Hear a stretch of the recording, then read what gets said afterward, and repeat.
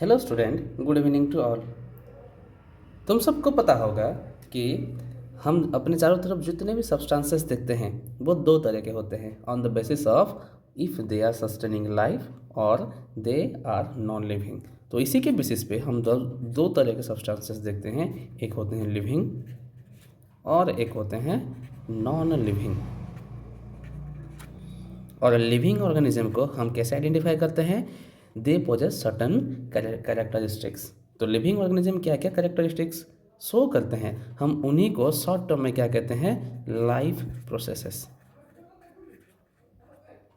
और life process में हम इसी चैप्टर में डिस्कशन करेंगे कि उनका जो एसेंशियल लाइफ प्रोसेस है, जो किसी भी लिविंग ऑर्गेनिज्म को सस्टेन करने के लिए हेल्प करता है, उसी सारे टॉपिक्स को हम इसी चैप्टर में देखेंगे।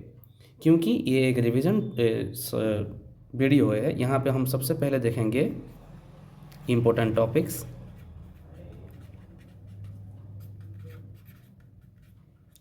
उसके बाद देखेंगे इम्पोर्टेंट क्वेश्चंस, उसके बाद देखेंगे मोस्ट रिपीटेड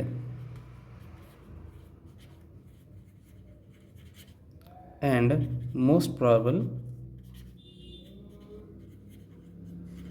क्वेश्चंस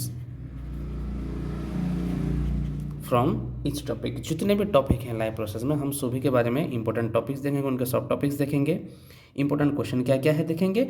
और बहुत बार जो आ चुका है, जैसे कि हम क्या देख सकते हैं कि न्यूट्रिशन इन एमीबा हो गया, द प्रोसेस ऑफ फोटोसिंथेसिस हो गया, या फिर डबल सर्कुलेशन हो गया, या फिर नेफ्रॉन का डायग्राम हो गया, या फिर मैकेनिज्म ऑफ सिलेक्टिव रीअब्जॉर्प्शन हो गया। ये सब जो इंपॉर्टेंट टॉपिक्स हैं वो सब हम आगे डिस्कशन करेंगे। तो हम इस चैप्टर में देखते हैं कि लाइफ प्रोसेस में क्या क्या दिया हुआ है। सबसे पहला टॉपिक दिया है nutrition. What is nutrition? Nutrition is the injection of food material from the surrounding to get energy. Simple language में हम क्या कर सकते हैं कि हम अपना डेली काम करने के लिए, रेगुलर फंक्शन करने के लिए कुछ ना कुछ न्यूट्रिशन चाहिए होता है, न्यूट्रिएंट्स चाहिए होता है। वो न्यूट्रिएंट्स को हम क्या कर सकते हैं, चाहे वो कॉम्प्लेक्स फॉर्म में ले सकते हैं या फिर सिंपल फॉर्म में ले सकते हैं, on the basis of our biology. हम अपने बॉडी का बायोलॉजी के हिसाब से हम सिंपल या कॉम्प्लेक्स फॉर्म में फूड को लेते हैं। उसी फूड को लेके हम क्या कर सकते हैं, उसको सिंप्लीफाई करके अपने बॉडी के काम में लगाते हैं। इसी को ही सिंपल भाषा में क्या कहते हैं? न्यूट्रिशन कहते हैं। उसके बाद देखेंगे, अगर मान लो तुम्हारे पास न्यूट्रिशन पहुंच गया, न्यूट्रिएंट्स पहुंच गया, तो उसको काम में तो लगाना है। काम में लगाएंगे कैसे?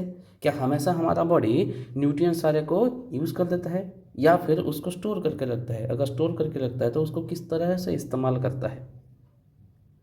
तो न्यूट्रिएंट्स को तोड़ मरोड़ के अपने लिए काम के लायक बनाने के लिए हम क्या कर सकते हैं? ऑक्सीडेशन करवाते हैं। और उसी के लिए हमको चाहिए होता है एक्सटर्नल ऑक्सीजन। और एक्सटर्नल ऑक्सीजन हमारे बॉडी में पहुंचता कैसे है? Through respiration. तो हमारा सेकंड टॉपिक है रेस्पिरेशन, जहाँ पे हम पढ़ेंगे how we are using oxygen for our sustainability.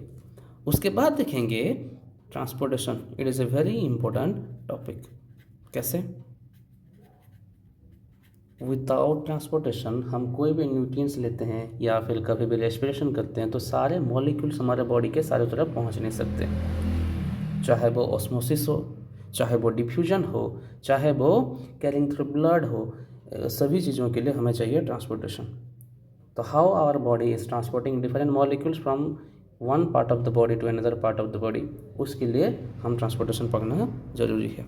उसके बाद लास्ट में देखेंगे, जब ये सारे बायोलॉजिकल प्रोसेसेस हो जाते हैं तो कुछ गंदगी या फिर वेस्ट मटेरियल बच जाते हैं, वो हमारे बॉडी से कैसे इरेडिकेट होते हैं, हमारे बॉडी से कैसे निकल जाते हैं, उसी प्रोसेस को हम देखेंगे। जैसे कि नाइट्रोजनस वेस्ट हो गया, वो किस तरह से बॉडी से निकलता है, उसके लिए हमारे बॉडी में किस तरह का मैकेनिज्म है। या फिर प्लांट्स में देखेंगे कि वो अपना वेस्ट मटेरियल को किस तरह से बाहर डिलीवर करता है, वो सब हम देखेंगे, जिसको हम क्या कहते हैं? शॉर्ट टर्म में एक्सक्रीशन कहते हैं। तो हम ये चैप्टर में डिस्कशन करेंगे nutrition, respiration, transportation and excretion and their organ system involved. Okay, तो ये सब चीज़ें हम यहाँ पे डिस्कशन करेंगे। तो इसी इंट्रोडक्शन के साथ हम स्टार्ट करते हैं हमारा पहला टॉपिक न्यूट्रिशन।